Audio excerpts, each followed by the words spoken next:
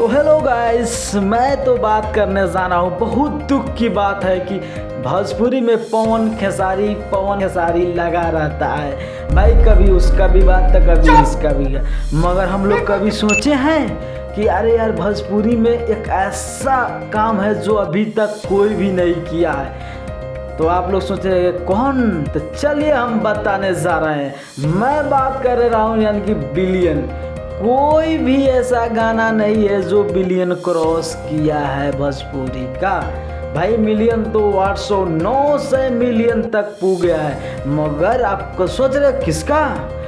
तो भाई उसी का जो रितेश पांडे ने क्रॉस कर दिया है मिलियन, यानी कि 9 से 8 या 98 मिलियन तक 90 मिलियन क्रॉस कर दिया है।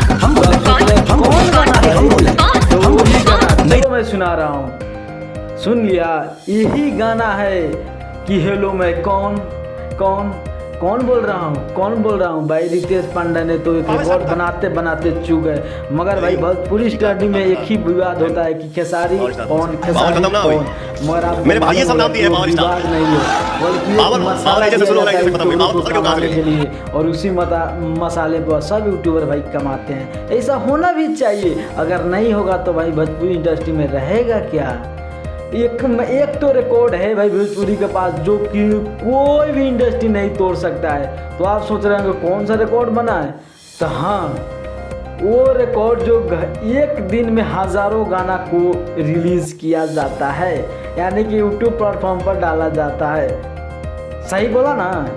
यही गाना है। और ये तो मेरे साथ तुमको गलत बोलते हैं, मुझे गलत बोलते हैं तो मैं तुमको गलत बोलता हूं। दोनों का बचाव तो हमें करना पड़ेगा। अगर साला दिया जाता है।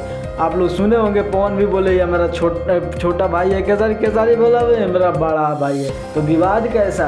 अब एक मैं बात हो रहा हूँ कि आप लोग अगर भोजपुरी इंडस्ट्री हो तो ज़्यादा से ज़्यादा उस गाना को सर्च करके देखो हेलो कौन, और उसको बिलियन पार करा दो यार, पार करा दो। घंटी